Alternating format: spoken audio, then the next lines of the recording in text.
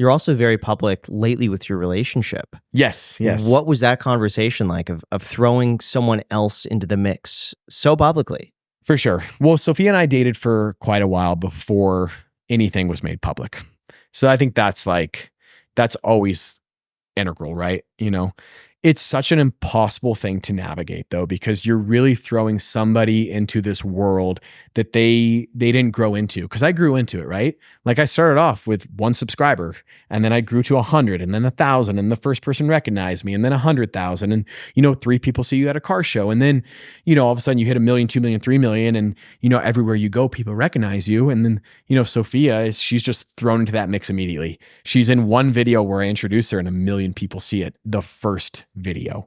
But, she has handled it so incredibly well. I mean, she helped me pull a motor out of a V12 Ferrari. Like, think about that. Like, that is an amazing girl. Like, that's amazing.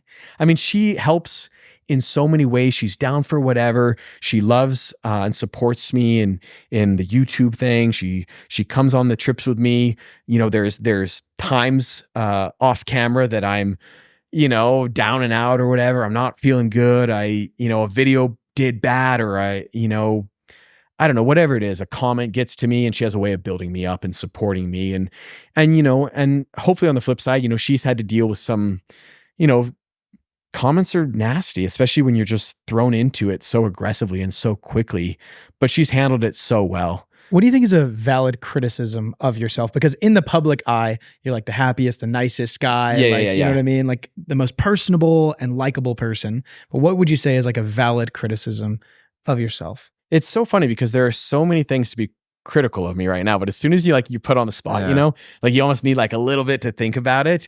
But a valid criticism, I think I could be more grateful for what I have off camera. I think it's very, very, very easy to become so normalized to what you have and to always want like better and better and better and to not be as grateful as you should. And there are moments, and it's one of those things where there's a lot of moments that I'm very grateful, but there are some moments that I'm not, where I lose maybe touch with reality. Like I get so caught in my own world, right? And my own problems. And then sometimes you need to take that outward perspective on what you have. But every human is guilty on some level of living in their own world, right? Like the world revolves around me. Like I literally live in this body. Like, of course it revolves around me, just like it does for you, Jack. And, but I think that definitely being more grateful. I think, years and years and years ago, I was more grateful in a way. And I think just the human nature of it all, you get more accustomed to what you have. Like just like that first ride in the Koenigsegg versus driving it today, it's just not the same. I'm driving the Koenigsegg around and, maybe somebody cuts you off and you get mad, right? But the first time I rode in the car, like I wouldn't have the ability to be mad. I'd just be so happy to be in the car. The thing is, if that didn't exist, we would never progress as people. Right. We right, only of course, compare of course. across and up. Right. But And I we think do that on gratitude is purpose. something that's completely different. Like that's detached from that equation. You can always want more, meanwhile still being grateful of the things that you have. Totally. Yeah. But it takes active thought to be grateful.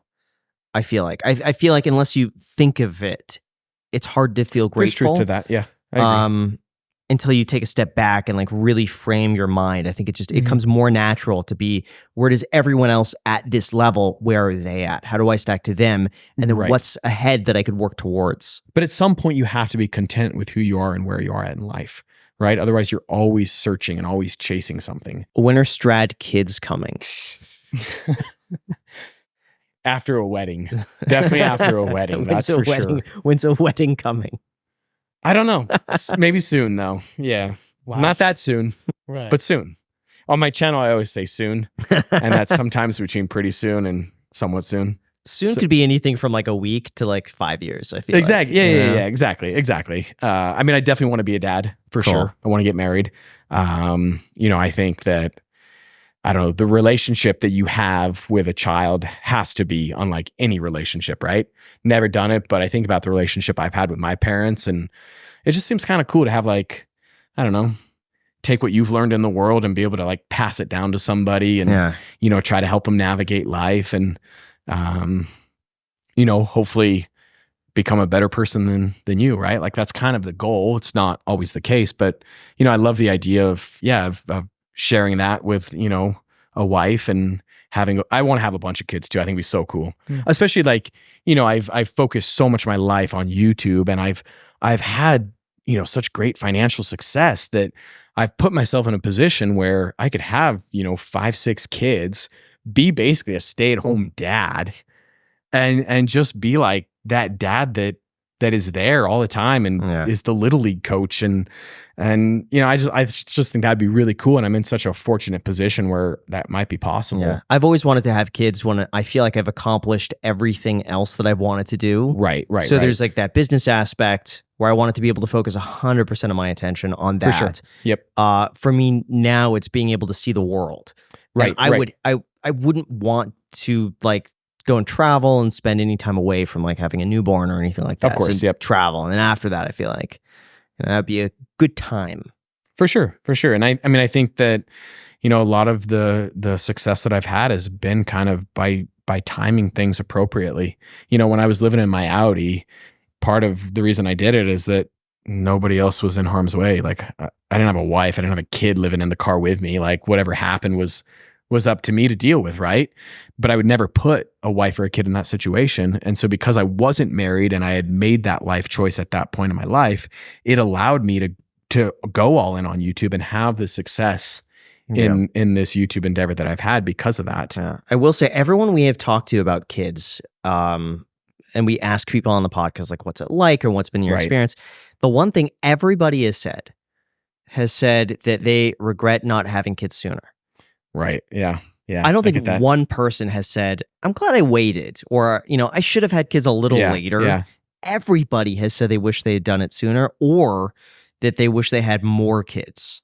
Right. So whatever that's worth. It's worth a lot. Yeah.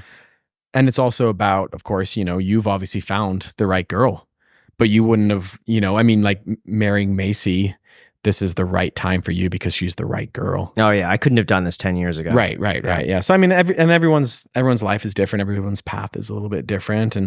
But yeah, I definitely, I want to have kids for sure. Yeah. And not the clock is ticking, but at some point you're right. I don't want to be the 70-year-old. Yeah. Robert De Niro just had a kid. It's true. See that? How old is Robert De Niro? 80 something. You're kidding me. But he's probably not going to see his kid graduate from high school, which is kind of sad.